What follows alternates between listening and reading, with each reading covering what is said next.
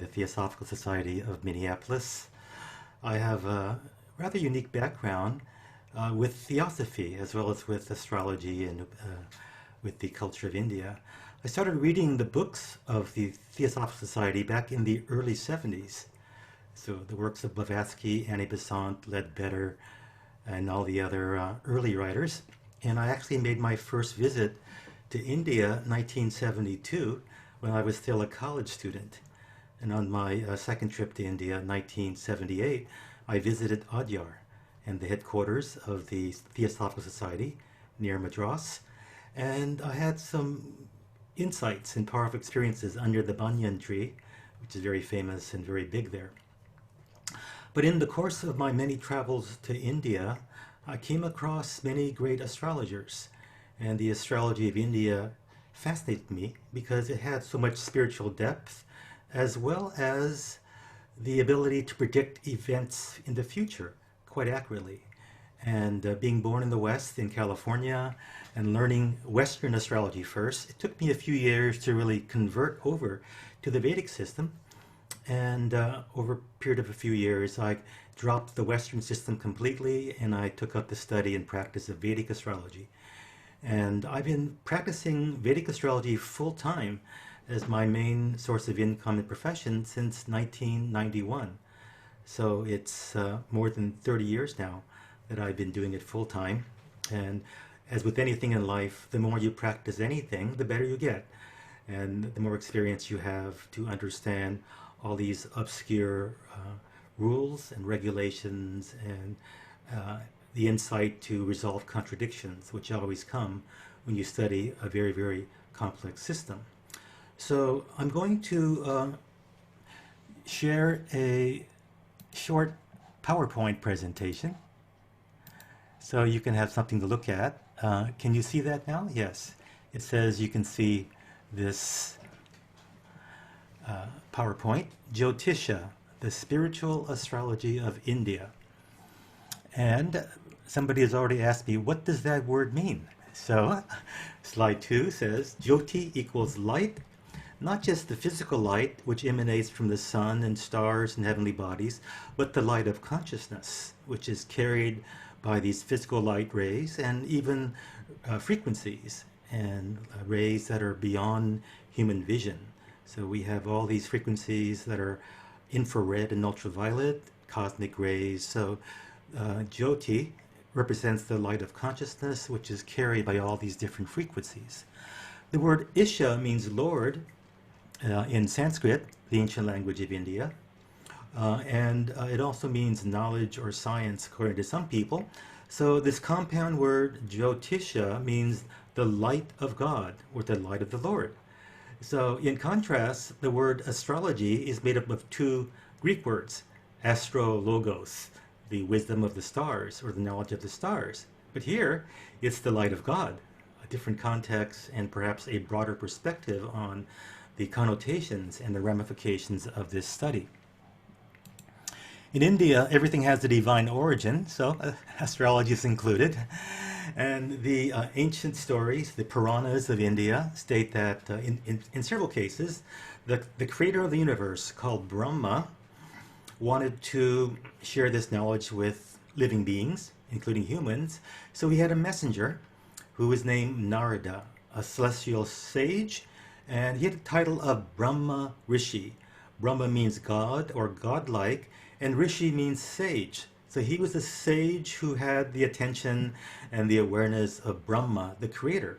So he was sent to the earth as a messenger to deliver this knowledge to the humans. And at that time, there were 7 rishis, 7 sages in charge of the evolution of the planet. We have 7 seas, 7 continents, 7 rays, etc. So there were also 7 Maharishis, or great sages, who were in charge of various aspects of earthly evolution. And so one of the early sages, early means thousands of years ago, was the Maharishi Vashishta, who was the personal spiritual guide for Sri Rama of the Ramayana. And so he's very well known and highly regarded. And he was also one of the teachers of astrology in ancient times.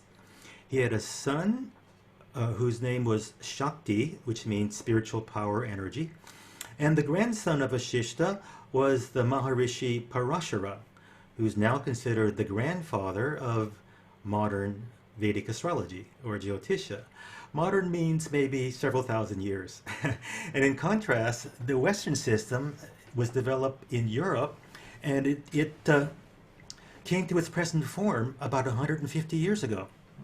So during most of the Middle Ages, Renaissance time, medieval times, Dark Ages, there was very little study and practice of any form of astrology in Europe. So if you research the literature and the history of astrology, there's only a few discussions and mentions of prominent people, hardly any books, and it was really a relatively more primitive form of astrology based upon their understanding of what the Greeks practiced back around 2,000 years ago.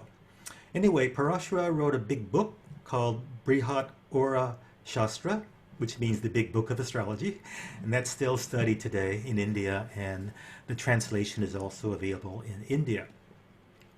The son of Parashara was another Maharishi, so there's a whole tradition of a family tradition where the father and the mother pass on knowledge to their children who follow in their footsteps as great spiritual teachers.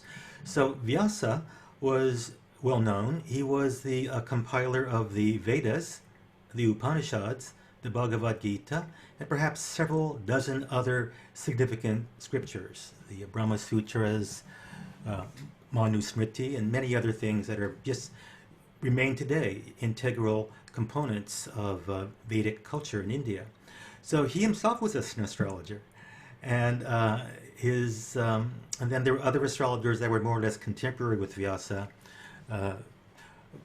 Vaishampayana and Jaimini, who created his own version of astrology. Anyway, a very old, rich tradition of enlightened beings, Maharishis, who were not just masters of spiritual knowledge, but also masters of mundane knowledge. So astrology, medicine, agriculture, classical dance, economics, the art of war were also studied and practiced by the Maharishis. So in many ways, they were like Renaissance people, expert in many different fields, but preeminently in the spiritual tradition of India, the knowledge of the Vedas, the Vedanta, spiritual culture. Now, there is a basis for astrology, which is scientific. There's thousands of years of empirical evidence showing a high level of correlation between the planetary patterns in the person's chart and the person's character and actual life experience. So perhaps for the average person, at least 80% of the main experiences in life can be predicted from an examination of the birth chart. And perhaps 20% is not so accurate or adjusted by free will, or perhaps an incorrect interpretation of the chart by the astrologer. So the 80-20 rule is what is generally given as the answer to the question, to what extent is astrology karma and destiny, and what percentage is free will? So maybe it's 80% destiny or karma and 20% free will. But when we interview and talk with the very old astrologers of India, people have been practicing for 30 or 40 years, people who have watched 2 or 3 generations of people grow up from childbirth until adulthood. The older they are, the more they say that it's really more than 90% destiny, and maybe 95%. And there's even a few who say, oh, it's practically 100% correlation between the birth chart and the person's actual life experience. So things like longevity, health issues, the type of marriage you have, the number of children, your profession, the quality of your relationships, all these major factors can be predicted accurately by the examination of the birth chart. And there are other branches of astrology which allow us to make predictions based upon the chart of the moment and the examination of where the slow-moving planets are in the sky, because they change signs quite slowly over a period of a few years at a time. So the reason why astrology is still popular and practice and has faithful adherents is because it works. So if it was only random, 50-50, then there would be no point in following astrology or studying it or using it to have a glimpse of a probable future. But because it is perhaps the most accurate system that we know of, in modern times at least, to predict the future accurately, both at a personal level as well as with world events, then it has many uses, many benefits, and therefore has become an integral part of Vedic culture. And it's been part of that Vedic culture for more than 7,000 years. Now, 7,000 years is according to Western scholars, because they can't find any written records older than 7,000 years.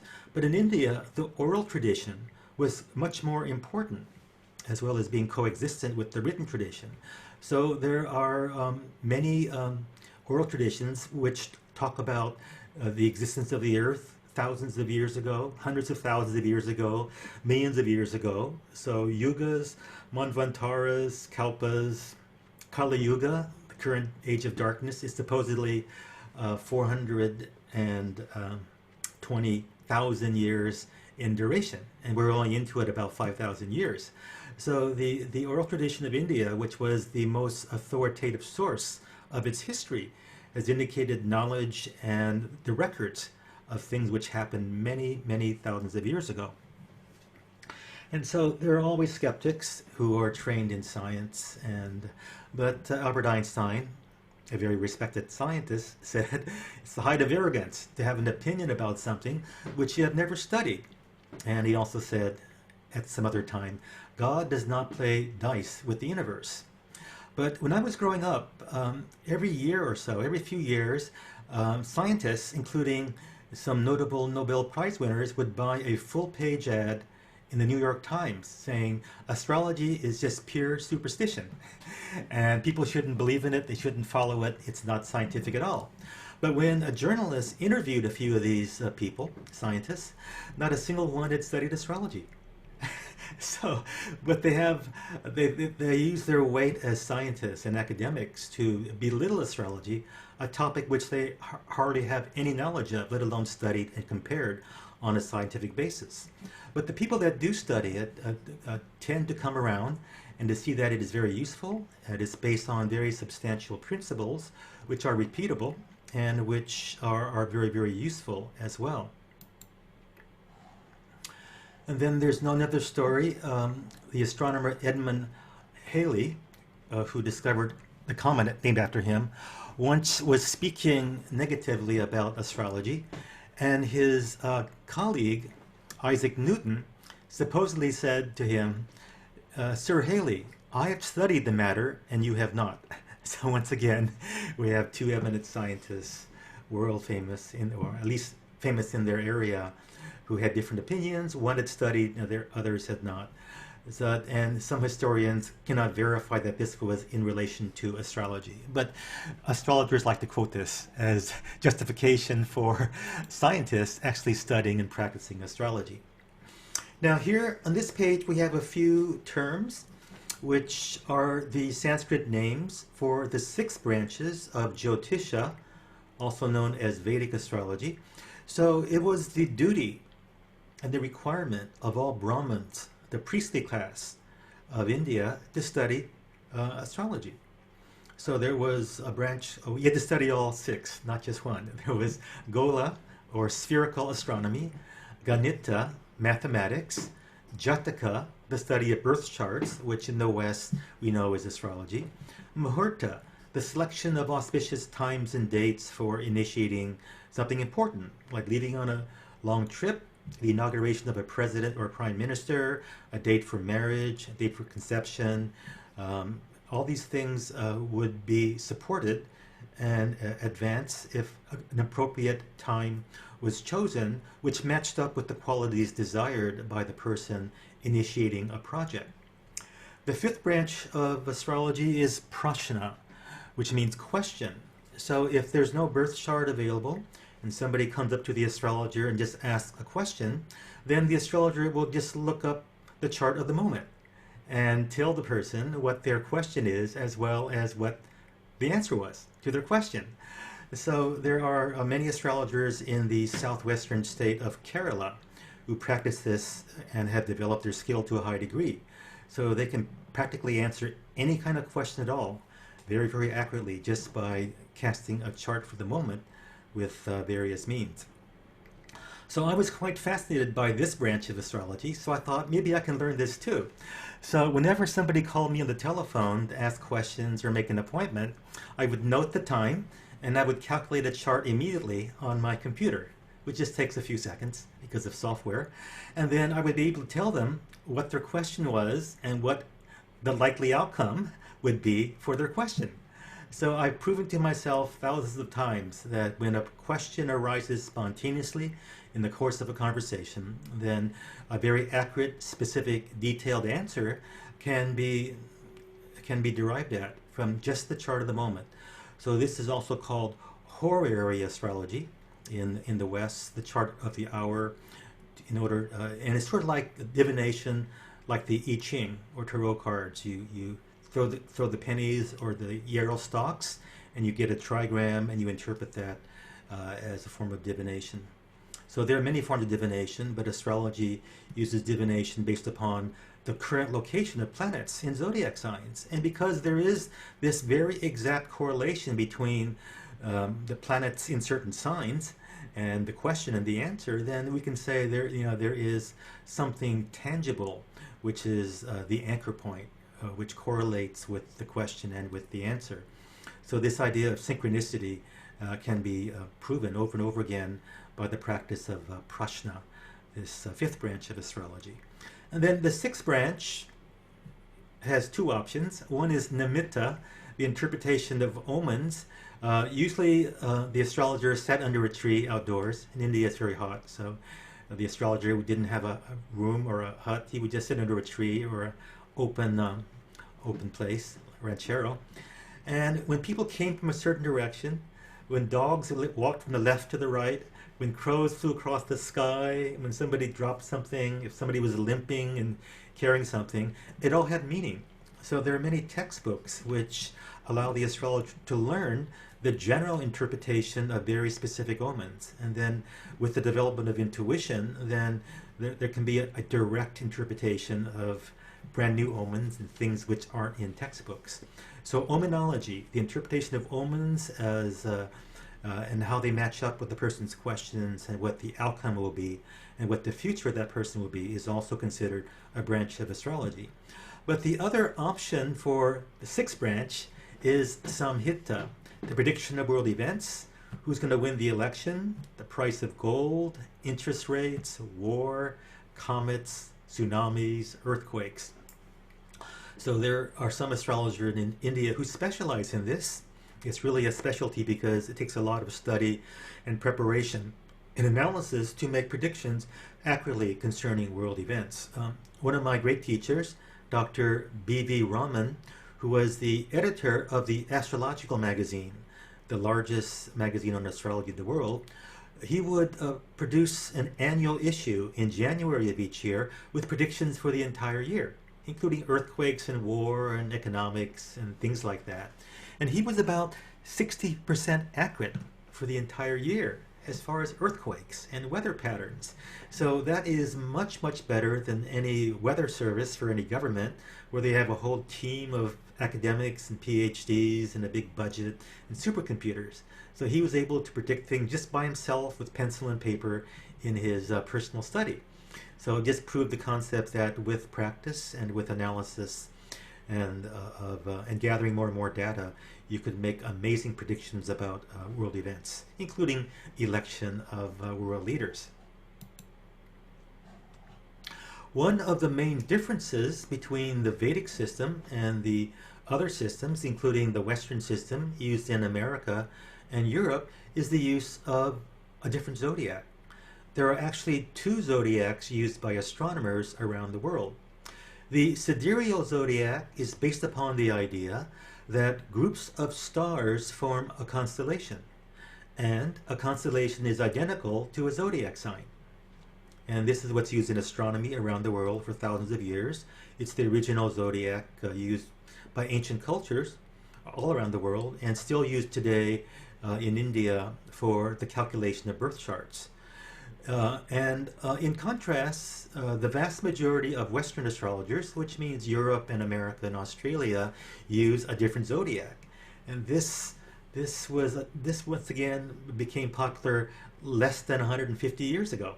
So at the time of the beginning of the Theosophical Society and the writing of books and all these interest in India and esoteric teachings, that's the time when I think Alan Leo wrote the book on astrology, became like a textbook for many, many decades until other astrologers and scholars developed additional texts. But for some reason, Western astrologers chose the Tropical Zodiac, which has a starting point based upon the sun's location on the first day of spring, which now is around March 21st. But the first day of spring is coming earlier each year. It's coming earlier by 1 degree every 72 years. So in the course of one typical lifespan, 1 degree of difference is not that big of a deal. But over a period of 2,160 years, the first day of spring will occur in the previous constellation. So this is called the Procession of the Equinox. It's an astronomical phenomenon. And this year, as we speak right now, the first day of spring occurs with the sun at around 7 degrees of the constellation of Pisces, the constellation as determined by astronomy in the Sidereal Zodiac. So there's a difference of around 23 degrees between the starting point of the Western Zodiac and the starting point of the Sidereal Zodiac used in India. So if you have your Western chart, and many of you do, you can subtract 22 or 23 degrees from the position of every planet, the ascendant, all the important points, and you'll have an approximation of your sidereal birth chart. But there are many other calculations as well in the Vedic system. There's a calculation of 15 harmonic charts, which are subdivisions of the basic birth chart. So there's much more information to work with. And also there's a calculation of a timetable of karma, which goes for 120 years, an idealized human lifespan. And each of the 9 planets will take turns becoming active for a certain number of years in a certain sequence.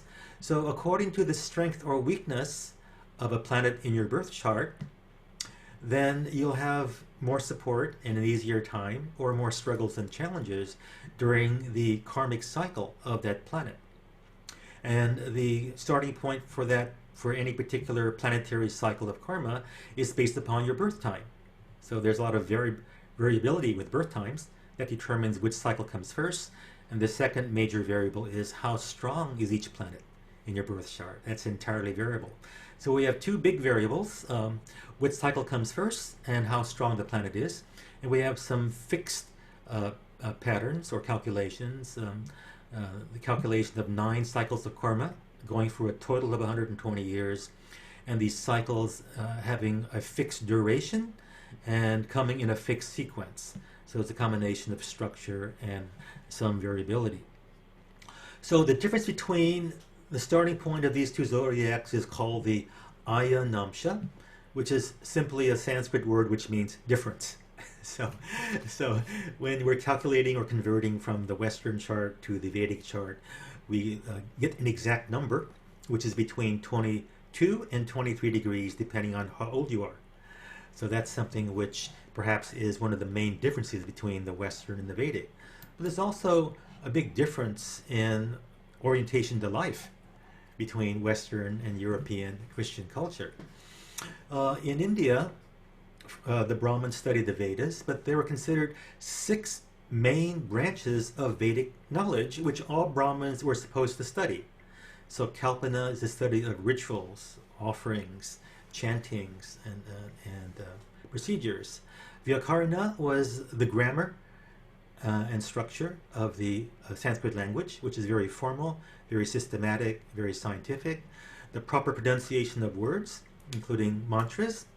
Some people say there's many people who mispronounce Sanskrit mantras, Tibetans, Chinese, most people who haven't been born in India, and they say, oh, it's the meaning and your intention and the way your teacher did it. Just do what you're told and you'll get the gist of it. But in classical education of Brahmins, they were required to learn the correct pronunciation of each syllable of Sanskrit, each word of Sanskrit, each line of Sanskrit, text and verse, because they believed that the correct pronunciation resulted in the transmission of more harmonic frequencies, which resulted in the direct perception, the intuitive perception of the inner meaning of the words, the multi-dimensional meaning of words chanted in proper Sanskrit. So from my experience traveling in India, maybe 20 times, if we include Nepal as part of the trip, I've heard super high quality Sanskrit chanted by very educated Brahmin priests in the north and in the south. And when they chant the Vedas or some scriptures in a group, it's magical. It's like invoking the presence of the gods, changing the weather, changing the environment, changing people's karma. So the proper pronunciation of Vedic chanting, especially the scriptures, is considered invaluable, and the proper study of every Brahmin. Now, Rukta, the meaning of words, as more academic. Chanda, there's a meter and a rhythm for chanting. There are a certain number of syllables for certain meters. And when you have like 12 syllables per line instead of 16, has a different effect in your consciousness. And so knowing the proper poetic meter was important for proper chanting. And then the sixth and final branch of Vedic knowledge, or Vedanga, was Jyotisha, astronomy and astrology. And if we would consider the six branches of knowledge correlating with the human body, the rituals corresponded with the legs of the body of the Vedas. If the Vedas were like a human body, the rituals were like the legs, grammar was like the throat, pronunciation was the mouth or the ears, etymology something else. And astrology was considered the eye of the Vedas, which gave us an understanding of time and a glimpse of the future. So of all these six branches, or Vedanga, of Vedic knowledge, astrology was considered the most important. So anybody who had the ability and the opportunity to study all six also studied Jyotisha. So even in modern times, the Shankaracharya, one of the highest level administrators of the Swami branches in India, are all experts in astrology. So besides being spiritual teachers and spiritual leaders, educated in many different fields of knowledge, they had at the very least a basic understanding of astrology, and in many cases an expert understanding of astrology. So it was considered something studied by Brahmins and very high level people, and not something that was studied casually by reading a book or getting a software program. You had to be qualified spiritually. And I would say the qualifications that are listed in the textbooks in astrology are somewhat similar to the qualities of a highly evolved yogi. You had to be disciplined, have self-control, be peaceful, be knowledgeable with scriptures, be able to chant mantras, do rituals of propitiation. And then one very hard requirement, you had to be able to know the past, present, and future of every living being who came to you. So it's a pretty high standard. Well, that was the goal. If you wanted to be a good astrologer, you had to do all these things. You had to be spiritual, you had to be doing all these practices on a regular basis, you had to be a teacher, you had to be fearless in answering questions, and you had to have the right answers. And that would qualify you to have respect as an astrologer. Here, we'll just go through this page very briefly. We have the same 12 zodiac signs with their same qualities, Sanskrit language. And we have also the same planets. Of course, they should be the same. But one thing about India, they didn't use the planets beyond the orbit of Saturn. So there was the sun and the moon, then 5 planets: Mercury, Venus, Mars, Jupiter, and Saturn, and then 2 more eclipse points, making a total of 9. So sun and moon, 5 planets, 2 eclipse points, and this composed the basis of the calculation of the birth chart. Nava Graha. Nava means 9, Graha means loosely planet, but the literal translation of the word Graha is that which has the power to grab you, to grasp you, to influence you. So the cosmic forces work through the planets in their positions, and they have the status of demigods. They're not equivalent to the highest god, the creator of all that is, the Brahma, but they have, in the realm of time and space, in the realm of the five elements, in the realm of Prakriti, in the realm of karma, they rule supreme. So when you enter a big temple complex in India, there will always be a small temple to the 9 planets, or Navagraha, and before you go in and do worship of the main deity, you do a brief ritual to pay salutations to the 9 cosmic forces.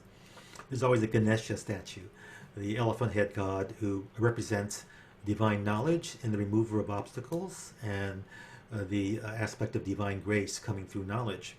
So even in the realm of religion, astrology had its place as the science which would foretell our future in time and space, and the karmas which we have for this lifetime. I mentioned this a few minutes ago. There's a timetable of 120 years based upon your exact birth time. We need the exact birth time because if we're off by 5 minutes, the timetable could be off by a month, 25 days. So when we're making predictions, if you're finishing a good cycle of karma and you're about to start a difficult cycle, you want to know to the exact day or so when it's going to start. You don't want to be a month late or 2 months late and not be ready for the shifting of your karmas in a dramatic way. Mahadasha means big cycle of karma, major cycle. Antar means inner, or a minor cycle, or a subdivision of a big cycle.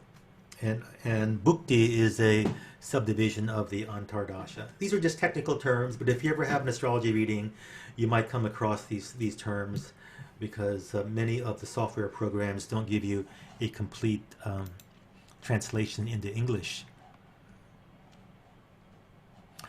And what do I have here? I have my website already. I'll come back to this later. This is my website. I have 2 websites, one for astrology and a separate website for feng shui and geomancy, golden dragon feng shui.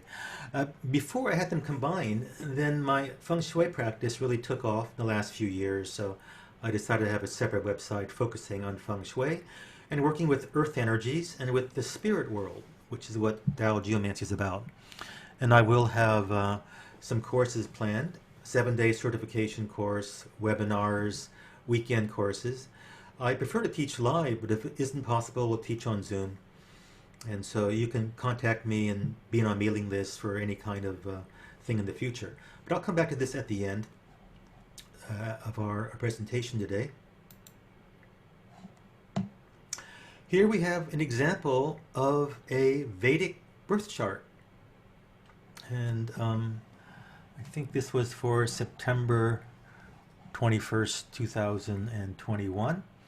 But as you can see, instead of having a circle representing the birth chart, we have a box. And this box, on the upper left, the big one, is the birth chart in the South Indian format. And the birth chart in the North Indian format looks quite different. Looks more like a yantra, like a square with lines connecting the corners of the square and the midpoints of the sides of the square. But here the zodiac signs go clockwise, and the upper left-hand corner is always the sign of Pisces.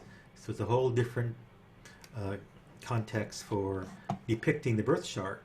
But you know, with software programs, you can convert this to a circular chart. You can also convert a Western circular chart to a North Indian or South Indian chart and begin to study what it is properly.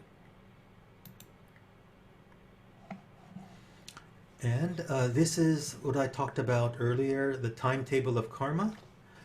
Vim Shotari, 120 is what it means.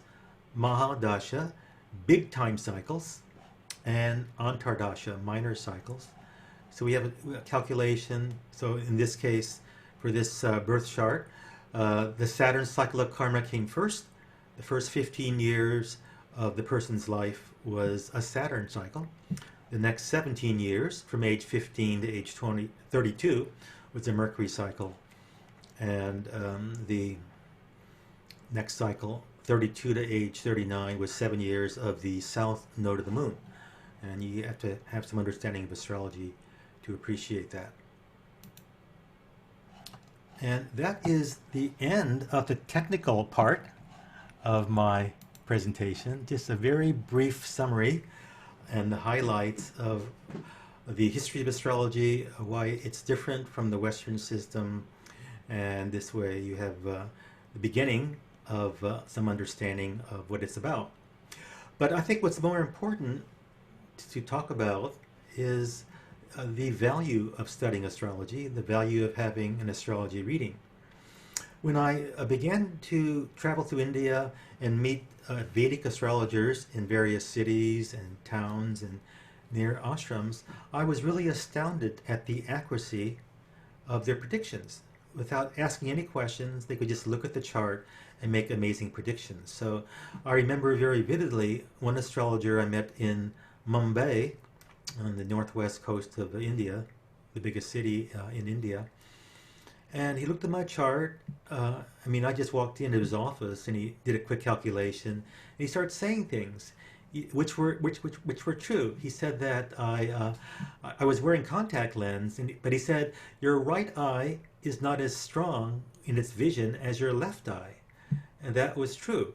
Then he said, you have 3 sisters. One is older and 2 are younger. And that was also true. Then he says, you like to live by the ocean on a hillside at the end of a dead-end street. That was exactly the kind of neighborhood I lived in. I was living in the Berkeley Hills at that time with the view of the Golden Gate Bridge and the San Francisco Bay. And it was a dead-end street, the very last house on a quiet street.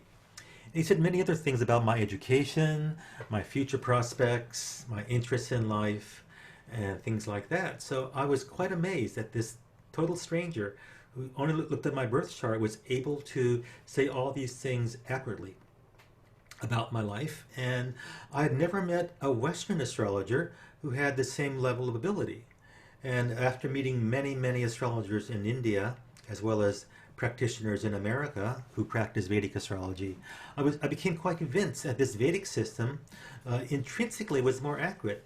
And part of it was because they used the Sidereal Zodiac, wherein the zodiac signs are equivalent to constellations.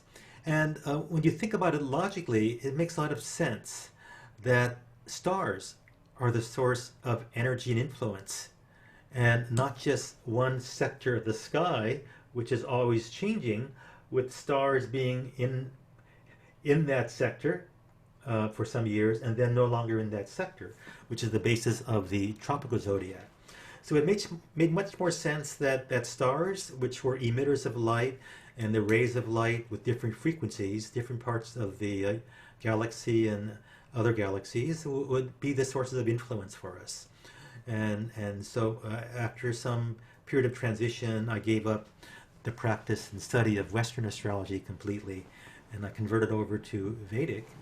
And I have no regrets. In fact, many of the people that I know who are professional astrologers using the Western system, when they take up an interest to compare the Vedic and the Western, many of them end up converting also to incorporating some Vedic in their practice or converting completely after a period of transition, because it is the more superior system.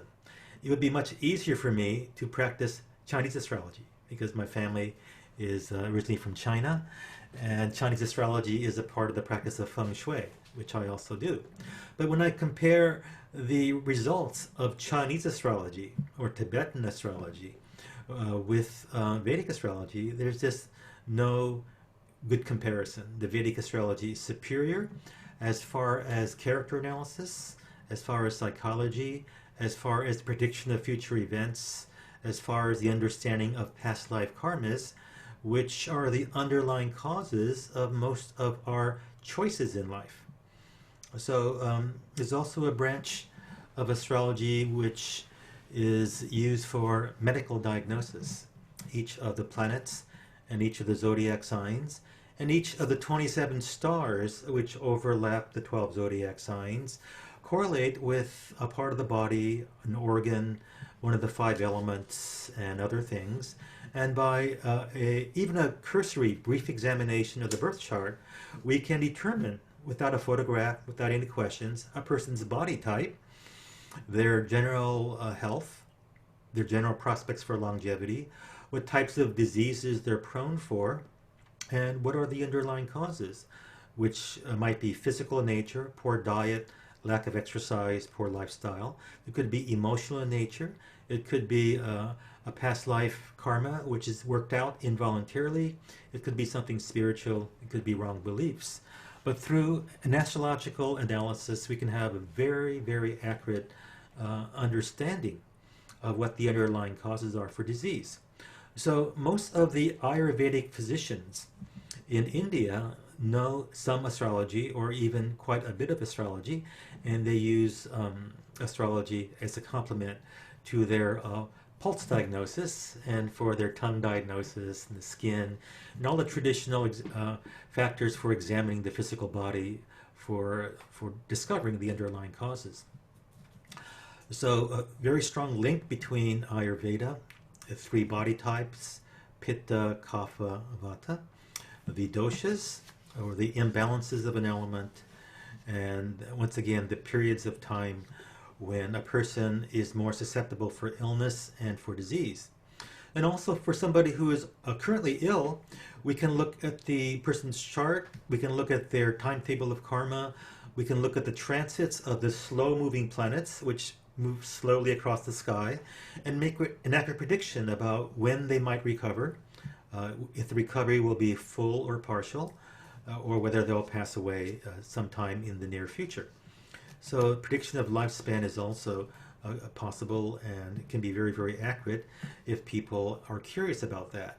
But in general, it's not good to ask an astrologer how long you'll live, because for many people, it'll plant a seed of fear and doubt, and they'll get fixated on this idea that they're going to die at a certain time. Whereas in reality, we have an approximate lifespan based upon our karmas from past lifetimes. But if we take care of ourselves, healthy lifestyle, good diet, exercise, spiritual practices, stress release, divine grace, all these things can extend our lifetime beyond the nominal gift of a certain lifetime. And also we can also shorten our prescribed longevity by burning the candle at both ends and not taking care of our body. So there is this constant, dynamic, ongoing interaction between free will and destiny. And the more free will we have, the more conscious our choices are, the higher our level of discrimination and intelligence, the more we can avoid repeating old patterns unconsciously and habitually. And perhaps the main reason why predictions come true is because 95% of our decisions and choices in daily life, in our daily waking life, are the result of automatic responses, habitual responses, governed by subconscious programs. This is the observation and conclusion of psychologists in recent decades. So the Austrian psychologist Carl Jung famously said, one of the goals of life is to make the unconscious conscious. So when we have an outline of the main patterns of our life as determined by our choices from the past lifetimes, we can have a good idea of what our tendencies will be, and we can begin to take proactive steps to address those tendencies, examine them, analyze them, and then make a conscious decision to keep those tendencies or to change them or stop them or let them go. So astrology can be an invaluable kind of tool for complementing our spiritual life. In fact, a certain part of the birth chart, the 9th house away from the ascendant or rising sign, represents our karmas with spiritual teachers, with gurus, with mentors and advisors. And so a certain combination of planets in certain zodiac signs will indicate an affinity for traditional teachings, or contemporary, or mixed. the karma to have a male teacher as our primary guide, or a female, or both, somebody older or younger, somebody with whom we are personally close, like an inner circle heart disciple, or somebody who ignores us or berates us and keeps us on the fringe. So our karma to be close and to have high-level teachers is very clearly indicated by the ninth house of the birth chart, and also by the planet Jupiter, which is called in the Sanskrit language Guru. Guru means teacher, but literally the two syllables Gu and Ru mean remover of darkness, remover of ignorance. So the one who can remove the ignorance of living unconsciously is the one who can lead us toward God, toward enlightenment, and toward fulfillment of our human potential. So the position of Jupiter in the birth chart, and the position of planets in the ninth house. And one more thing, every zodiac sign is ruled by a planet, which means that there's a resonance, an inherent resonance between the qualities of a zodiac sign and the intrinsic qualities of a planet. So we say a planet rules a sign because the planet and the zodiac sign have a resonance. So the ruler of the ninth house zodiac sign will also be an indicator of our affinities for a certain teacher. And for some people, they don't have much connection with outer teachers. They have more of a connection with the inner teacher. And perhaps these are older souls who are more mature, who are more independent, who have an affinity for thinking out for themselves and not depending upon an outer person or source to give them directions and to order them around. But typically, if we meet a true high-level teacher, then the voice of the inner teacher will more or less coincide with the voice of the outer teacher. One confirms the other, and there's harmony and not contradiction between the outer voice and the inner voice. So there are all kinds of possibilities that are there in our spiritual life, and looking at our spiritual life from the perspective of astrology can give us deep insight and perhaps reconfirm our strongest beliefs, our yearnings, our aspirations, and reconfirm that we are on the right path. That if we don't follow some traditional guru and some traditional lineage, our path is perhaps to be a loner, to think for oneself, and perhaps be like the unguru, Krishnamurti, who said truth is a pathless land, and you have to create your own path through your intuitive perception and your inner guidance. So there are many possibilities for spiritual life, but for many people, having the right teacher, having the right path, getting understanding of their progress along a path is very, very important. Having confirmation is very, very important, and the astrology can give us a very strong clue as to what path we'll have the greatest affinity for. And the reason the astrology correlates is because, according to the concept of astrology, according to the beliefs of the Hindus who practice Vedic astrology, the birth chart is a reflection of the most important karmas from past lives, which are going to be made available for you in this particular lifetime. Now, if we're older souls and we've had thousands and thousands of past lifetimes, it's going to be impossible to recapitulate thousands of lifetimes in just one lifetime. So out of this pool of thousands of lifetimes of karmas which need to be worked out in one lifetime, only a select few karmas will be made available, and these select karmic lessons will correlate with the times that are available for reincarnation and having planets in certain signs and certain combinations. And then the rest of your karmas remain latent and dormant. There might be memories, there might be inclinations, but those memories and inclinations and beliefs will not be the main factors in this life. Instead, the karmas indicated by the planetary positions will result in the expression of very specific karmas. So when people ask us, an astrologer, what was my karma in my past life? And the answer is, well, which life?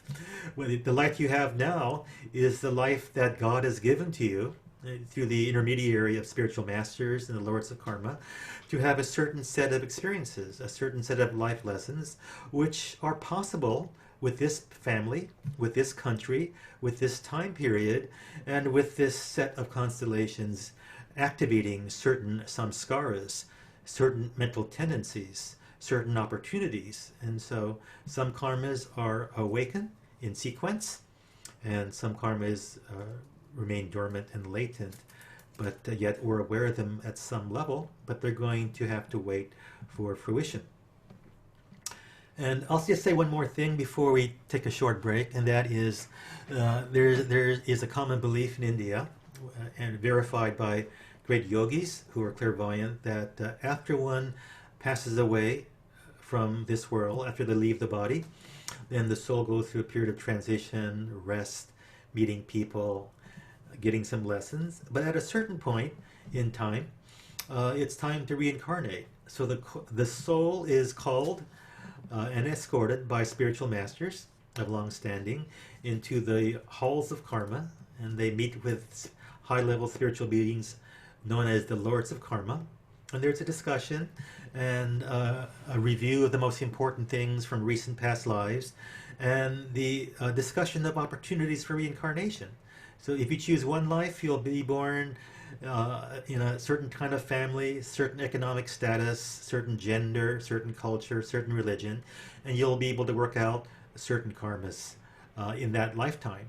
And another option might give you a reincarnation in a different family, different country, different religion, different time period, and you work out other karmas.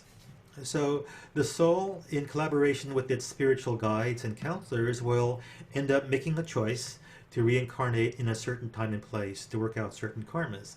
And when the soul passes through the birth canal, then all the things that it had learned and all the things that were conscious choices become distant memories. We forget most of what we most of the advice we were given. We forget the promises we made. We forget who we are from past lifetimes. We're born as a baby with a fresh slate, clean slate, and the opportunity to let our samskaras, our mental tendencies from past lives, develop gradually. And these tendencies become the basis of the human personality and the personal profile of the person. But as the person gets older and their intuition develops and their recall of memories from past lives also becomes stronger, then there can be the recognition and the reconfirmation of their life purpose, of their divine plan. And then if that vision is strong and clear and accurate, then a person will set forth in a conscious way in pursuit of the fulfillment of this divine plan. So this makes astrology a very useful tool for reconfirming what the divine plan is for this lifetime. Yes, I want to just preface this part of the presentation with the idea that in India, astrology is not taught as an academic topic. It's not presented in lectures. It's not even taught in a formal way.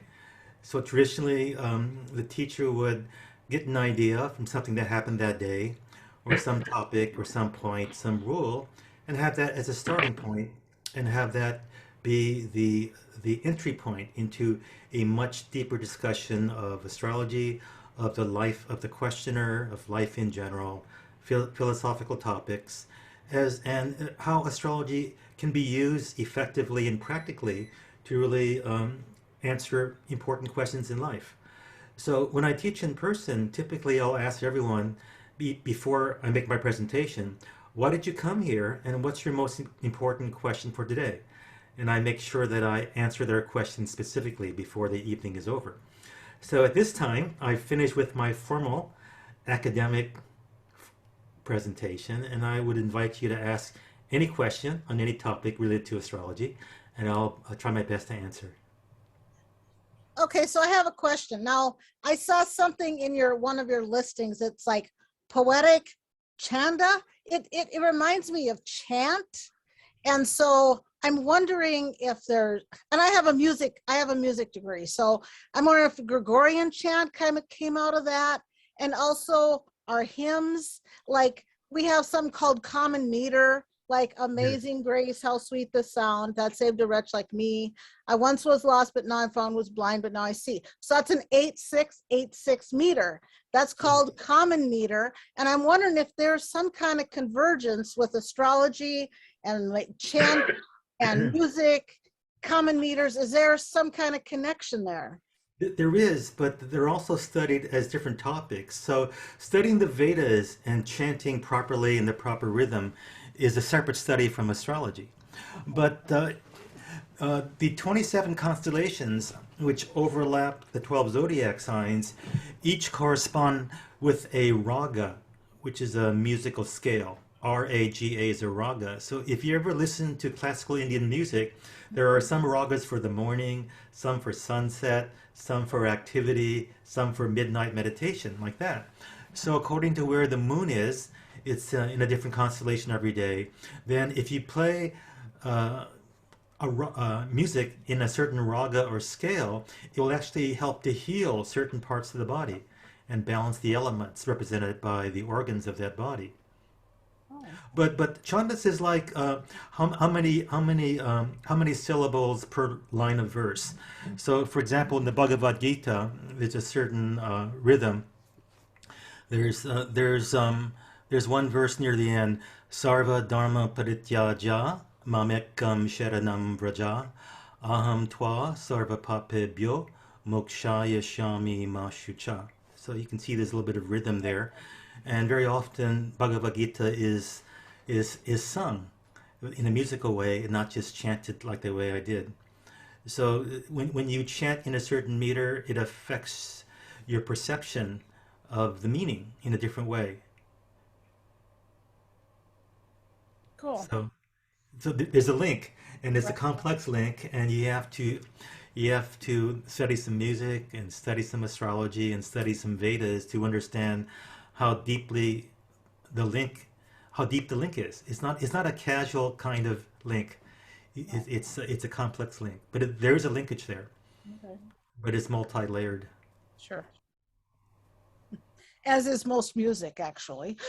Yes, yes. If you're composing a symphony, Right, it's exactly. different. But there's no symphonic music in India. There are soloists and there's people accompanying on the percussion, and there's a drone and things like that. Cool. Thank you. Oh, Is there a correlation when it comes to astrology between a birth name and an adopted name 12 years later? Well, when a child is born, they're given a temporary name based upon where the moon is in one of these 27 constellations. There's a syllable for each of the 27 days of the lunar month. And then if the child survives infancy, they give it a formal name, and it may or may not be related to the astrology or the moon sign of the child. But as far as name changes later, that is more with numerology, the numerology of the letters of the alphabet. And the numerology system which I find the most useful in the West for English-speaking people is the system from Chiro, Cheiro. He was an American palmist or numerologist, and he developed some supernatural skills after receiving a talisman from a Brahmin priest that he met in, I think, in Bombay. But he was among the most accurate and the most spiritual of the numerologists and palmists. He didn't know much astrology, but he was very good at numerology and that. Unless you have this connection with Vedic culture and Hindu mythology, then there isn't that much of a connection with the sound of your name or the meaning of your name and the whole Vedic thing. So let's say you were born Thomas and later on you're Michael. Well, that doesn't have much relation with Vedic astrology. But the Thank you. sound and the vibration and numerology of names will make some difference. But I've always found that numerology is not as powerful of an influence than astrology, because astrology is related to planetary positions and cosmic forces, and numerology is much more abstract in nature. Even though it is powerful and significant, numbers are real and influence. from my experience, not as much influence as the astrology of the birth chart. How do you find out what an accurate birth time is for an individual? Do you trust what's on a birth certificate? Well, there's different definitions of birth time. And so the one that I believe is true is when the child cries for the first time and announces its presence into the physical world. That is the minute of birth.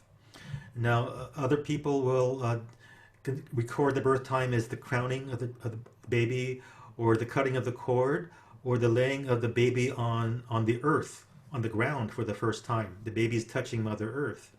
But for astrological purpose, the first cry, the child is breathing by itself, and the prana is flowing independently of the mother, and that astrologically is the most commonly used indicator of birth time. Now, I've spoken with many maternity nurses, and they say that for a hospital birth, the health of the mother and the baby is much more important than checking your watch and getting the birth time to the exact minute or second. And it's very common for birth times to be off by 15, 20 minutes. And it's just an estimation. So even if there is an exact minute of birth recorded on the birth certificate, it may or may not be accurate. Therefore, there's a process of determining the more likely birth time. It's called rectification, or adjustment of the time, based upon personal appearance, palmistry, fingerprints, and a detailed autobiography of the person, including dates when significant events happen, date of any accidents, date of any surgeries, how many brothers and sisters, physical features, things like this. So there's a whole very detailed process to determine the exact birth time to the exact minute based upon physical evidence, physiognomy, and also life events, which should correlate ideally with an exact minute of birth. Now, I met two young ladies from Afghanistan, and they had no birth time, no birth date, no birth month, no birth year. Because when they were born, and according to their culture, they didn't keep track of female births at all. So they were in their late 20s or early 30s, and they were very curious to have a chart read. So I said, okay, we have to go through this laborious process of birth time rectification, and I want you to write me a detailed biography of everything that you can say about your health, your education, your family relations, your work, your income, history of relationships, medical history, everything, as much detail as possible, the month and the year when something happened. And from that, I will estimate your birth time, birth date, birth month, birth year. And I told them the only proof that I was correct is if you come back some years later and tell me that the predictions I made for your future came true. And the predictions would only come true if I had your exact birth time. So they came back some 5 years later, said everything came true. So in that case, I was accurate and successful in estimating their birth time.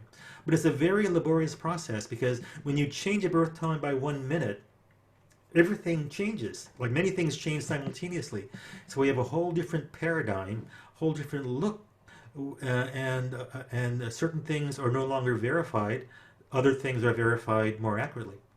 So it's something which I try to avoid doing, but in case the birth time is obviously an estimate or unknown, then we have to do this birth time rectification. I spoke with one astrologer from New Delhi who is trying to rectify the birth time of the late Prime Minister, Rajiv Gandhi. And he told me it took him 6 years to figure out his exact birth time, looking at his family history, and what was known publicly about his biography. So he was really concerned to get the birth time to the exact minute, because he suspected that the recorded birth time or the public birth time was not accurate.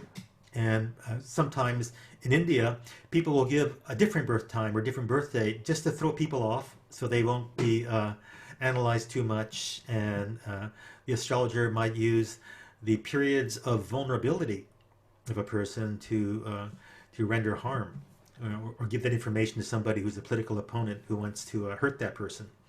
So very often public figures and politicians don't reveal their exact birth time or their actual birth time, but something close or fictitious. Thank you.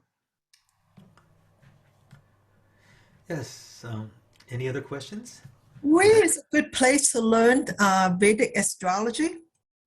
Well, there are many books available now in English because in the last 30 years, people have written many introductory books.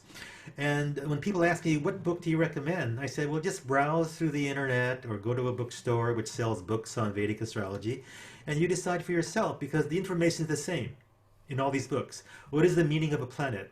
What is the meaning of a zodiac sign? What is the meaning of a house or a section of the sky, a 30-degree section of the sky? These definitions make up the basic vocabulary of astrology, and you have to memorize definitions before you can begin to interpret your own birth chart or anybody's chart. So it takes a few months of self-study to memorize definition of terms. Then you have the basis to begin to look at a chart of a stranger and make sense out of it. So really, in the beginning stages of study, learning from a book is fine. I find that these correspondence courses offered by many people really don't offer any more information than books you can buy on Amazon or even get for free on Kindle Unlimited. And after that, if you have affinity and you really want to learn, then eventually you'll meet somebody who will help you. But I've never met a person who became a good astrologer from a correspondence course or from self-study from books. You really have to have a mentor who can show you and explain why certain rules prevail and other rules are canceled. Because there are literally hundreds of rules for interpretation. And some components of a chart might be entirely canceled or modified by other components of the chart. And there's no textbook which can record all these combinations of conflicting forces and give you an accurate interpretation of what patterns mean. Every birth chart has differences which you'll never see in any other chart and which you'll be seeing for the first time. So you need to learn the vocabulary of astrology, the meaning of a planet, the meaning of a zodiac sign, the meaning of a house. And the fourth thing is when planets form angles in the sky, right angles or 120-degree angles or oppositions, the influence of the planets is modified in different ways. So it's quite complex. But even if you learn the basics, signs, houses, zodiac, and things like that, planets, and just understand three things about your chart: the rising sign, the sign rising on the east, your sun sign, and your moon sign. These three things make up the trinity of body, mind, and soul. The sign rising on the eastern horizon represents your body type to a certain extent. The sun sign represents your soul identity, spirit. And the moon sign represents your emotional expression and the quality of your mind. So body, mind, and soul. Body is the ascendant, mind is the moon, soul awareness or inner identity is the sun sign. And these three are always interacting and modifying each other. But even if you just know those three things about your own chart and about people around you, family members, colleagues, co-workers, you'll know much, much more about them as far as archetypal behavior than most forms of astrology or analysis. So a little bit of study will result in many rewards. But as far as where to study, I would just say go online and just browse through the books and just buy one because the information is all the same. The main difference is writing style and style of presentation. But basically it's all the same information. It's like learning music. You have to know how to read music. What's a quarter note? What's a 4/4 beat? What is, all these different things before you can begin to play any instrument from written notation. So likewise, there's a lot of preparation required before you can begin to interpret a chart. But that's the way it is. It's a complex science, and there's no way getting around some serious study. Do you have a favorite astrologers? Excuse me? Well, who are your favorite astrologers? I've met so many. I traveled all over India like 20 times, and I think the one that was the most influential on me was Dr. B.V. Raman from Bangalore in South India. He was the editor of the Astrological magazine. I met him when he was 92 years old and already retired. And he impressed me as being the most spiritual of all the living astrologers that I met, and also the most accurate as far as interpreting my chart. So we had an affinity, and I became his student. Even though I'd been studying for 20 years before I met him, he was like my guide until he passed away some years later. And he's written many books, but the books are written in Victorian style English. So for Americans, it's a bit more obscure, the language, but basically, if you've read Victorian novels, you can understand his English. It's old-fashioned and formal. I have someone asking a question. Approximately how much does it cost to have the rectification if you have an approximate birth date with several days range and no birth time? Well, that's a lot of work because we have to look at every minute of several days. So I would charge around $300 for that because it's like starting with almost nothing verified. And very often when people don't have a date, they might be off by several weeks or months. So we have to look at the autobiography with dates of major events. So things that are objective, like date of immigration, birth of a first child, date of marriage, surgeries, accidents, spiritual initiations, things like that, as opposed to more subjective perceptions of when things changed. So objective facts with the month and year when something important happened. Everybody's graduating from high school age 18. Everybody's finishing college in their early 20s. So that is not a significant data point. Something which is individual to you and would make your life stand out from other people would be more useful. Cesarean section, injury to the mother during birth, which is surgery, and just having a difficult childhood and not being emotionally supported by the parents, and just psychological profiles too can also help us to identify the exact minute of birth. So anything which is significant, which can be objectively confirmed, is going to be helpful.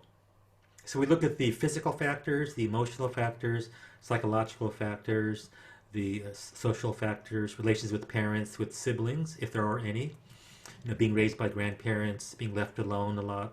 All these things correlate with certain patterns in the birth chart. Stephen, what about somebody like the average person like me? I have a birth certificate, from the hospital with the time of birth, but as you said, we don't know how accurate that is. Yes, so it's simpler just to use that birth time as a starting point, and if things don't fit, then we'll adjust the birth time in the course of a reading.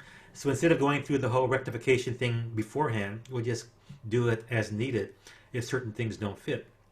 So if you were starting to do a chart based on that time, and it seemed like things weren't familiar or weren't accurate or whatever, then we might suspect. Yes, like for example, the most common example is every 2 hours a different zodiac sign is rising on the eastern horizon, approximately every 2 hours. So if you're born on the cusp or the boundary between Cancer rising and the next sign Leo rising, there would be a huge difference in your physical appearance and your emotional response to people. The Cancer person would typically be more emotional, more sensitive, more reactive, and things like that. And the Leo rising person would be more fiery, dynamic, and assertive and confident, depending on where the planets are. Sometimes there are factors which cancel each other out, and it remains ambiguous. If one thing is reconfirmed by behavior or appearance, something else is not reconfirmed. So we have to look at number of children, the quality of the marriage, the kind of neighborhood and house you live in, the kind of car you drive, what kind of work you have. So children are 5th house, work is 10th house, religion and gurus is 9th house, marriage is 7th house. So we look for a fit where every single part of your life fits in with your life history. The work, your religion, the partner, the children, how you get along with co-workers and staff and employees, your money karmas. 2nd house is wealth, 11th house is earning power. Some people earn a lot but can't save money. Some people don't make that much, but they save a lot of money. Some people make a lot and they spend a lot. They have no savings. So all these patterns are related to certain parts of the chart, and we can get a match based upon certain combinations. Right. So it's actually quite scientific and precise. And it's only when things could be either way in many situations that we have to use our intuition to determine which of these factors is more correct. And certainly there is a large element of intuition involved with deciding which birth time or which interpretation fits better. Because all we have is a piece of paper with numbers and symbols, which are supposed to mean something. And there's always contradictions. So the question is like in a law case, if you're on a jury, what's the preponderance of evidence according to the rules of law that are and the judge's instruction in this case? So you have to make a decision about what to believe is more true, the prosecution or the defense, as far as this or that. Thank you. But even for like twins born a few minutes apart, see, in Vedic astrology, a difference of 48 seconds of clock time can result in a minor shift in the secondary calculations. And this can explain why identical twins born a few minutes apart will have some differences. I just wanted to throw in, Stephen, that it's interesting you talked about the law because Jennifer's an attorney. Yes. So you might have picked up on that. Because she didn't say it, but I just am amused as her friend that you are giving that example and you're talking to an attorney. We have a chat question, which is understandable. They're asking, in general, what does it cost for a birth chart reading? Well, the most popular reading, as the first reading, is the life reading, a summary of your whole life with a more in-depth discussion of the coming year or two. We can go for an hour and 15 minutes of recorded time, and for that I charge $300. And if that's too much, we can have a shorter reading for $150, just focusing on one or two topics, like work or health or relationships, life purpose. Typically people ask the same questions. What's the purpose of my life? Health, relationships, spirituality, best place to live, when to move. So certain parts of the chart will reveal the most likely trend for the future, which will manifest as your actual experience. So I would say at this point, after 30 years of full-time practice, I would say my predictions or analysis is maybe 95% accurate with the main factors in a person's life. And where it's off, it's because things are sort of literally 50-50. It could have been this, could have been that, and there was nothing really clear. There was no clear bias toward one or the other interpretation. And sometimes life is like that. People often ask, will my child get into Harvard University? And sometimes the answer is definitely yes, he's going to get in, no worries. And sometimes it's 50-50, and I tell them maybe, and he might get in, he might be the first on the waiting list, he might get by in special waivers or something like that. But sometimes the karma is almost 50-50. Then if you give some encouragement to the client, then positive thinking can attract that last fraction of 1% of good karma and help them, push them over the edge and help them to get something. And sometimes I'm wrong once in a long while, and then people are very disappointed and they don't believe in astrology, they don't believe in me. But a few things in life are literally 50-50. Therefore indeterminate, and our free will and our power to manifest will make the difference. So I'd rather encourage people to be positive thinkers and manifest what they want and believe and attract what they want, as opposed to leaving them in limbo saying, well, I don't know. It's 50-50. That's not a good answer when you're trying to counsel a person, help them to achieve their goals in life. But developing equanimity and detachment and being realistic about your prospects is also important to learn. Not getting everything you want whenever you want it. So this sense of it, when you look at people's karmas, then you have a very different view of this American tendency for this sense of entitlement. I deserve to have this. I'm a good person. I worked hard. I deserve to have this. And if life doesn't give it to me, something's wrong with life, not with me. So maybe life is teaching them to be humble and to not re-examine this sense of entitlement, which many people around the world don't have because of poverty and struggle. And they're very grateful for whatever they're able to achieve in life without the sense of entitlement. But some people were kings and queens and CEOs in past lifetimes, and in this lifetime, they want to actualize that goal again. So many people think, I have to have this. This is my goal, and I won't settle for anything less. And their desire and their aspiration certainly will help them to overcome challenges and achieve great things in life. But also being humble and realistic and detached is, I think, an important set of qualities to develop if you're going to be a leader. Stephen, I just was, sometimes numbers resonate with me, and I was just curious on a couple things. So we have the 27 constellations, 2 and 7 is 9. We have the 1 degree of procession, 72, 7-2 is 9. The 1/12 is 2,160 years. That's the number 9. You know, going out, it just, is number 9 a resonant number of some sort? I don't understand it entirely, but it seems to be quite prevalent in astrology. It is. And when we divide a zodiac sign into 9 equal parts, it's called the One-Ninth Harmonic.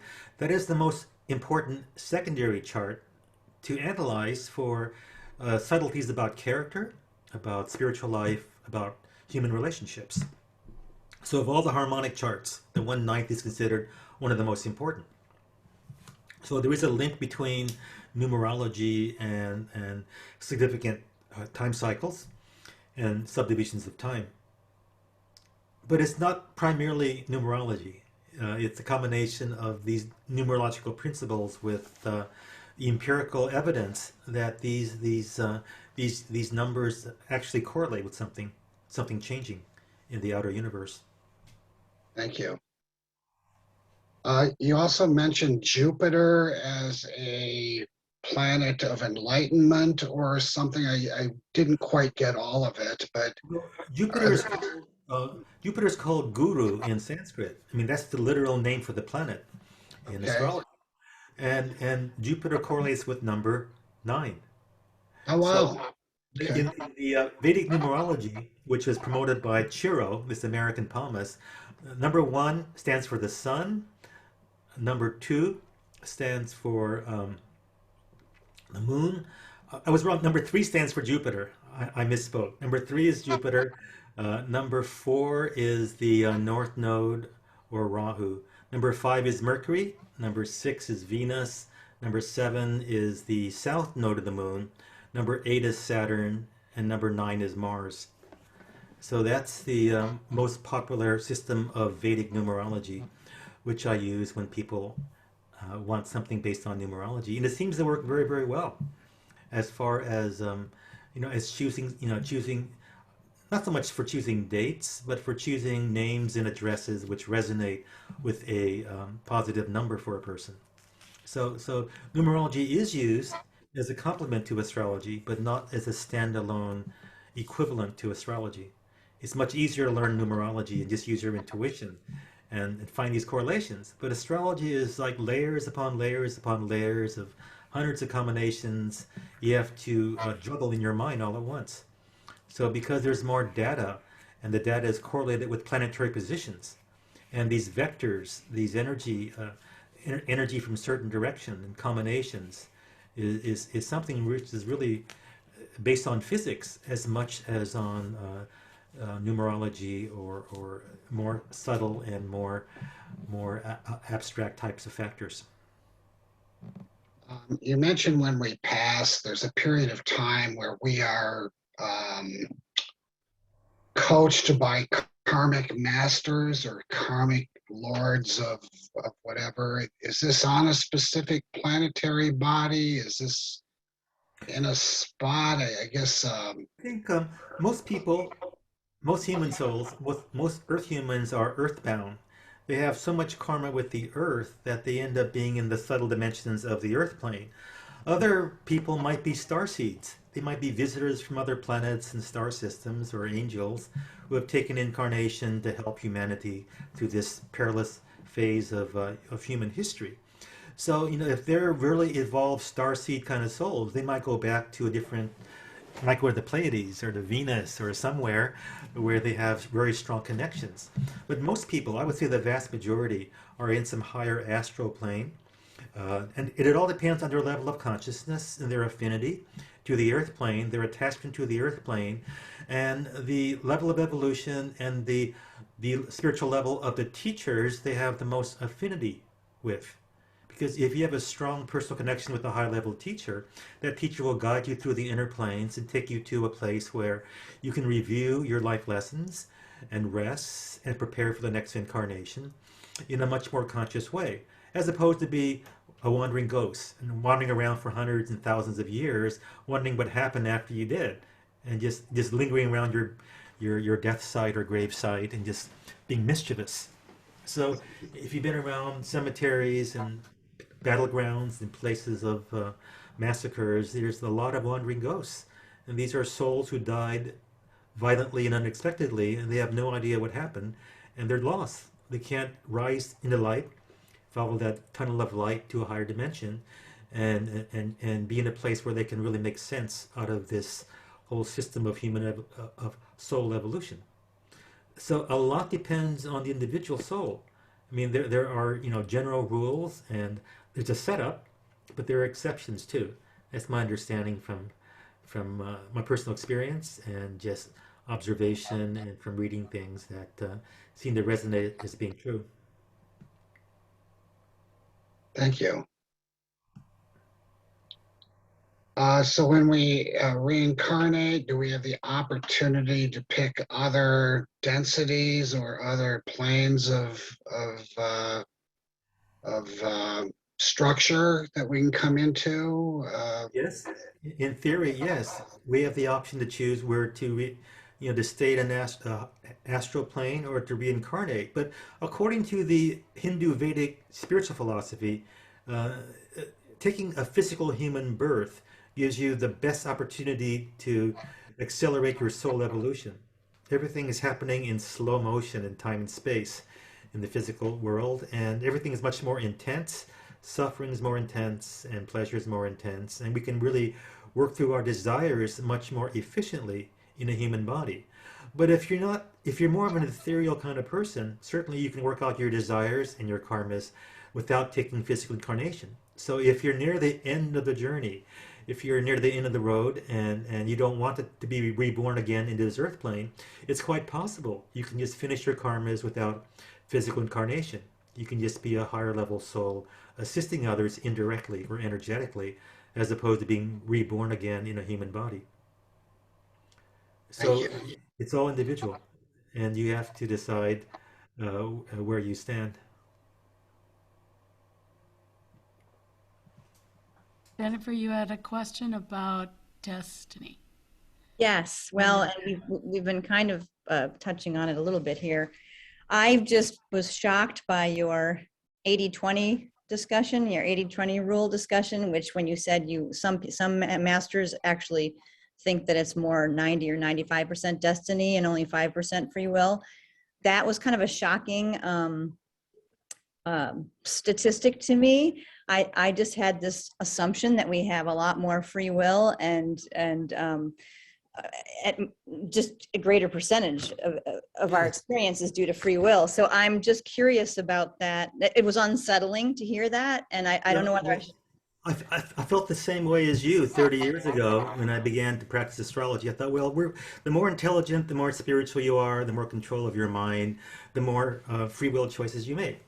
That being said, after seeing 1,000 people a year for 30 years, and many repeat clients as well, my predictions are between 90 and 95% accurate about the main events and experiences in their lives and their aspirations, their desires, and things like that. So when I was starting out, I thought, well, all these old guys are just very pessimistic about karma, that everything is predestined and mechanistic, and people don't change or evolve that much over a lifetime. And I didn't like that idea. I was born in America, and I really was encouraged to believe in free will, and anything was possible. The American dream and the New Age, the whole New Age thing started in the 70s and 80s when I was younger and going to college.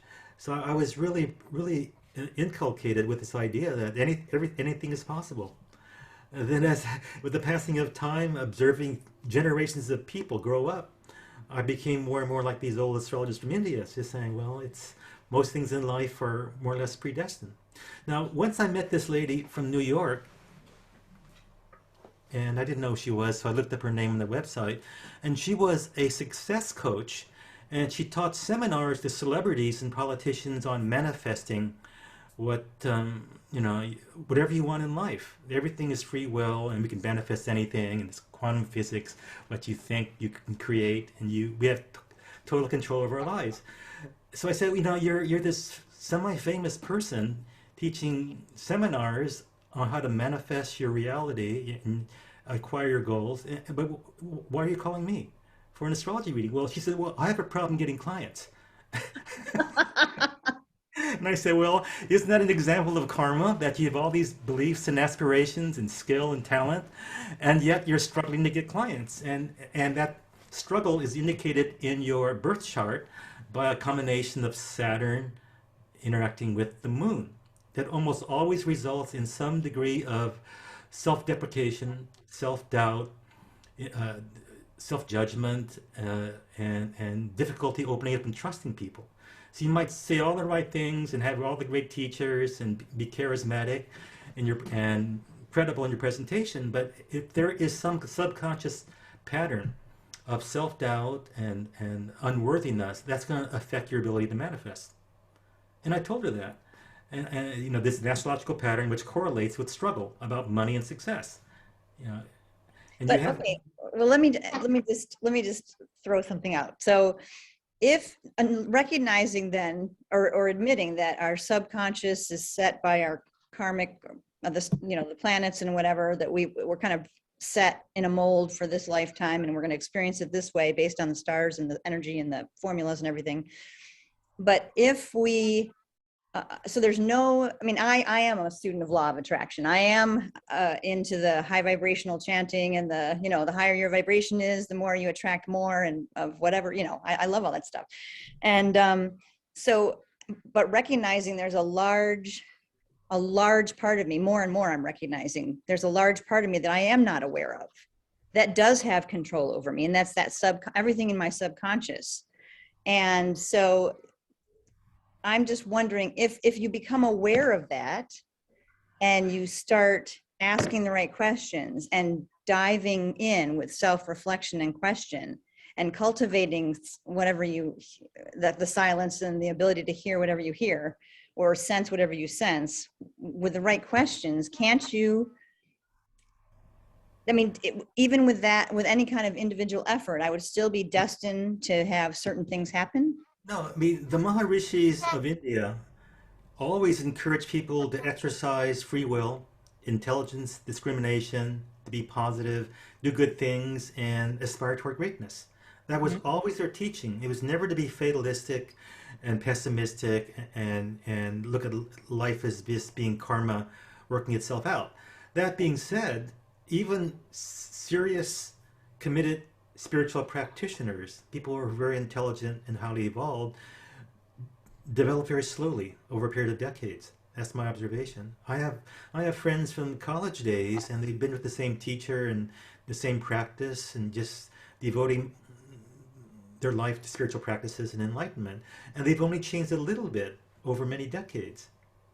So there's only a very few people that have major breakthroughs and are able to just really transcend a lot of their patterns from their younger years. That being said, the people who are actually able to make great strides and transcend old patterns have that pattern in their birth chart. The pattern to really leave the past behind, to accelerate their evolution consciously, and to make faster progress than majority of people. So if you have a strong Sun, strong Mars, strong Jupiter, in good signs, that is a combination which typically results in a faster pace of evolution. But very few few people have that combination: strong Sun, strong Mars, strong Jupiter, and Saturn, the planet of limitation and doubt and fear and contraction, being not as prominent as it is for most people. Because a prominent Saturn in a place which results in problems, which correlates with problems, can neutralize the effects of many other strong positive karmas symbolized by strong planets. So you might have intelligence, effort, achieve great things, aspirations, understand the rules of life, how to manifest, be positive, and yet there's that struggle. And it's because some karmas are still acting as limiting factors. And the more we can identify those and work on them, the faster it goes. So there are certainly differences in the pace of growth and evolution. And being positive and having the right teachings and good teachers and community makes a huge difference. So I basically have to arm myself with the knowledge. Just get the darn chart done and pay attention to it. We all have blind spots. We all have blind spots. Right. And so astrology will reveal in an objective way what are the strengths and what are the weaknesses and the blind spots of a person. And so an accurate reading will just reconfirm your life story. It will not be like the story of somebody else. It'll just be like you. And then the planets which correlate with obstruction and delay and blind spots can be analyzed even further. And we could even go back into past lifetimes when a certain traumatic event occurred, which caused a reaction, triggers, and a person to just shut down and not see things that are obvious to other people. But with that knowledge, though, I guess the one thing I could do is live more detached and accepting and peaceful, regardless of what, I mean, if I have some understanding of why I'm struggling with my finances or whatever, then if I was educated on my chart, I would understand perhaps the source of that, and I would be able to move. I can't necessarily change it, but I could move through it with some peace of mind. See, the pattern, the planet Saturn correlates with the experience of struggle, challenge, delay, frustration, denial, poverty, doubt, fear, worry, contraction, quarantine, disease, tyranny. Which is happening right now because Saturn's in Capricorn the last 2 years. But understanding, I always tell people when Saturn is prominent in your birth chart, you have to understand one thing. The greatest gift Saturn will give you is learning about patience, about surrender, about sacrifice, about accepting things you cannot change, of which there are some things we cannot change. So if you can accept certain things with equanimity and detachment, that is growth, that is evolution, that is a major accomplishment. And most people will have more spiritual progress during their 19-year cycle of Saturn than they will during their 16-year cycle of Jupiter. If both planets are strong, Jupiter for wisdom, for positive karmas, for positive thinking, for prosperity, abundance, wisdom, expansion. If Jupiter's strong, there's a lot of growth in a person's life. If Saturn's equally strong, there's going to be equally strong obstructions and delays. And we just have to figure out the underlying cause and what is the most efficacious way to transform that karma.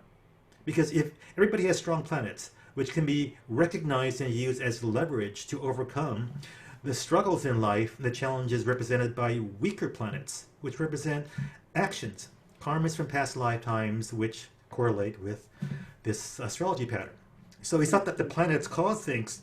They don't cause anything. They only correlate with the results of free will choices made in the past.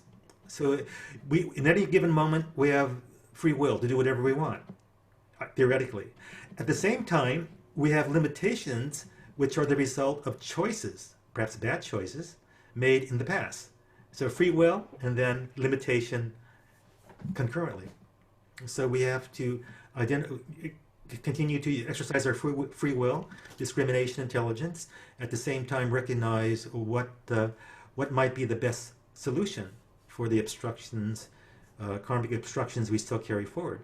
But it's always about enlightenment and being free. So on any kind of spiritual path, any kind of religion, if you follow the rules of spiritual practice, you're gonna make progress. But some people make progress much faster than others. So when we look at the birth charts of very famous spiritual teachers of the 20th century, or last century, for whom we have birth charts, many of them have tremendous struggles in life, illnesses, money issues, and just all kinds of problems in their final lifetime, which and they're considered like enlightened. So supposedly this is their last lifetime. So they have many patterns of struggle. So even if you're in a high level of consciousness and you're a high level spiritual teacher, you're still going to carry with you a lot of karmic burdens from your past lifetime, which you have to work out in your last lifetime as much as possible. So it isn't like you're gonna be an angel in your last life and just have a perfect life. In this period of Earth history, nobody's going to have, very few people are going to have this perfect life and walk as an immortal on this earth. Thank you. Thank you for your question. You mentioned the times that we're in, and do you have a sense, like, like regular, what I think of like Western astrology has a sort of theme of, for instance, what the United States is going through, or all that.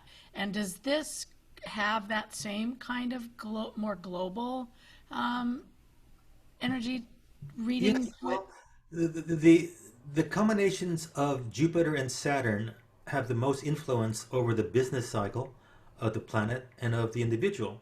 So last year, first week of January 2020, Pluto, the outer planet, and Saturn both entered Capricorn the very same week. And then 2 months later, Jupiter entered Capricorn, and a day later, Mars entered Capricorn. So we had 4 planets in just 1 degree apart in early Capricorn: Jupiter, Saturn, Mars, and Pluto. Looking back at the world history, the last time this occurred, it was the year 1285. And looking at the highlights of world history for the year 1285, Europe was invaded from 3 different directions that year: by the Russian Tartars from the northeast, by the Mongols from the east and southeast, and by the Muslims from the south. And the same year, China, the kingdom of Shan, capital of China, was conquered by the Mongols, by the grandson of Genghis Khan. And the Mongols ruled China for 12 years, the Yuan dynasty. So 1285 was a very momentous year for Europe and for the Far East. And we're having this combination right now, and for many people it's been the worst year of their lives.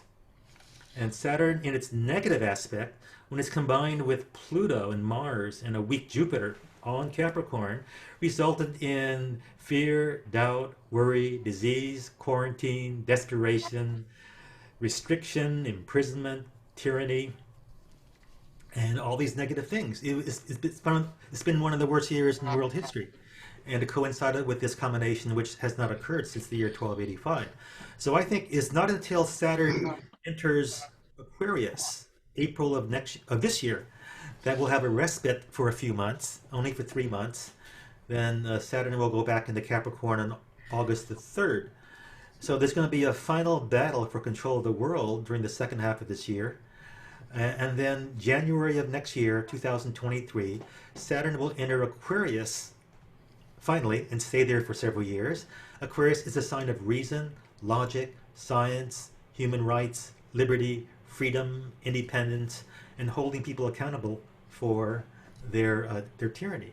So I think we're going to have a taste of big rebellion against these tyrannical types of world policies this late spring, April, May, June, July. And then when Saturn goes back into Capricorn from Aquarius, we're going to have one last fight for who's going to control the world.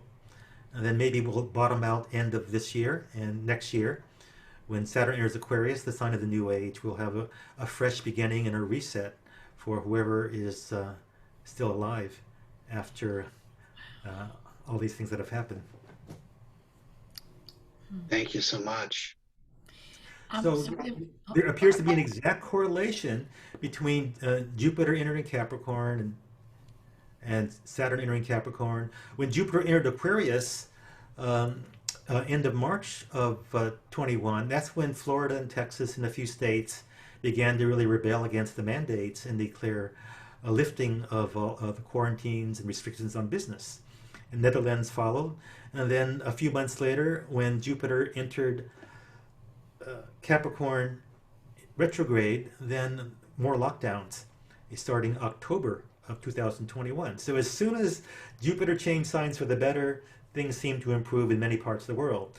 As soon as Jupiter went back into Capricorn, the weakest possible sign, more lockdowns and more concerns about restrictions.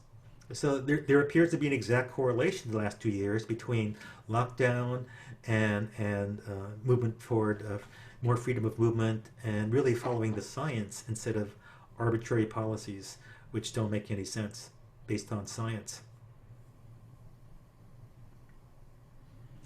So we'll see. We'll see in a few months if things get in a few months, and they get even better yet next year. Yeah. I'm starting to feel, Stephen, that we really just came here to experience this at this point in time, and all of us made a conscious choice to have to go through these very difficult times that we're going through.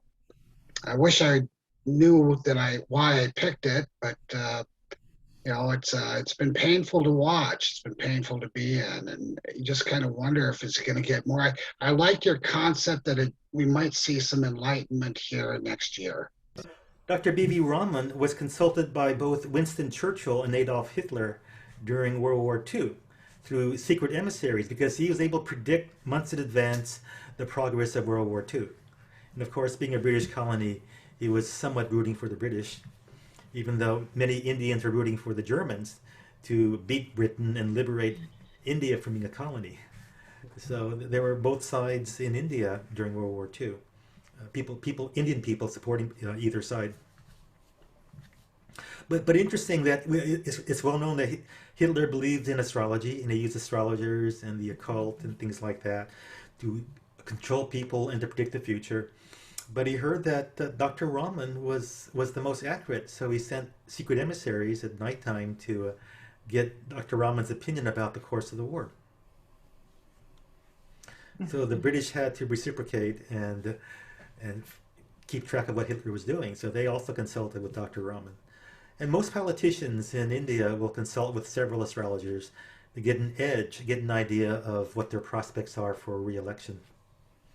So there's a big nexus between politics and astrology in India, and perhaps in many other countries where it's done in a more secretive way. I know some of our presidents or presidents' wives have, it's gotten out and it's usually an eyebrow raiser, but now I'm thinking they were probably smart. Yeah, Nancy Reagan consulted an American astrologer, and she would control the times when her husband would give speeches or make appearances or travel, and she really believed very strongly that it helped to protect him and save his life from assassination, because there was an assassination attempt. There were several in the early years of his presidency.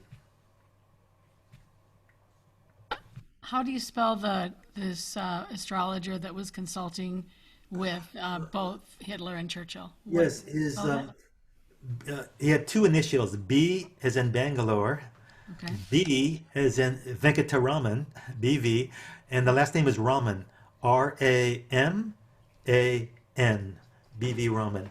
You can just Google his name and you'll find a lot of information about him. Interesting. He was very active for maybe 60 years in India and was one of the best known astrologers and the one that I had the most respect for. Yeah.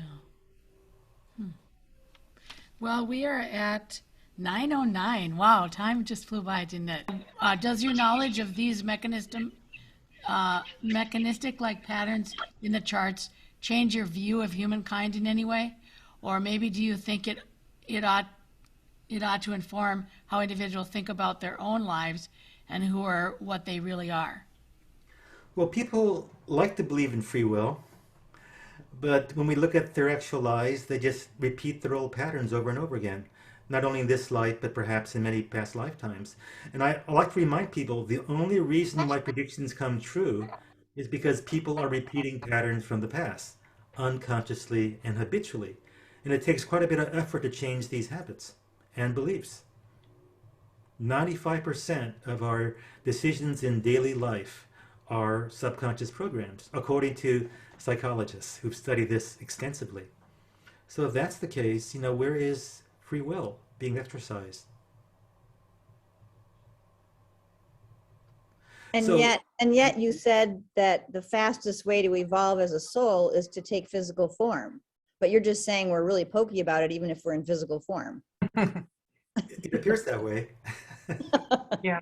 Do you think it seems that, like you were talking about, we're all in different, depending on what's going on with us at any given lifetime, some may be trying to accelerate some transformation. And I understand these periods of time for all of us can accelerate our growth quickly. There's different periods of time that are more supportive of accelerating, our potential for our personal growth. But it seems that a lot of healing techniques and energy work and people who are trained in really helping people through releasing emotional blocks or past life patterns, I'm just saying that helps. It can Absolutely. help to reduce some of that subconscious response. Yes. I realize you're saying, patterns are all over the No, place no. from our All subconscious. these techniques help. All these modalities, innovative, Mhm. traditional ones. Meditation helps. Emotional release helps. Breath work helps. Yeah. Helps. Prayer helps. Having a living teacher can help. All these things help. So Yeah. if we do a combination of everything and have a more holistic approach, we have the best chance of gaining some traction and speeding things up. Mhm. That being said, how many people are really sincere and regular in their efforts? And there's a saying in the Bhagavad Gita, written thousands of years ago.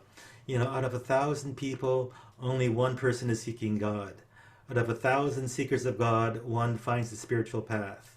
Out of 1,000 people in the spiritual path, only one finds a living guru who can help them.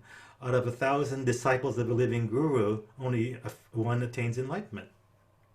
Mhm. Or something like that, something to that effect in the Bhagavad Gita. So, as much as there are many seekers and aspirants and practitioners, how many are really reaching that point where this will be their last lifetime on this earth, if that indeed is one of their goals?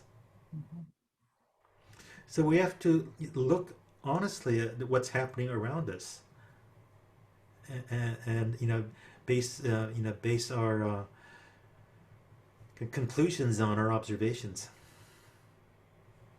And perhaps our observations will motivate us to be more diligent and more sincere in our own efforts. Mhm.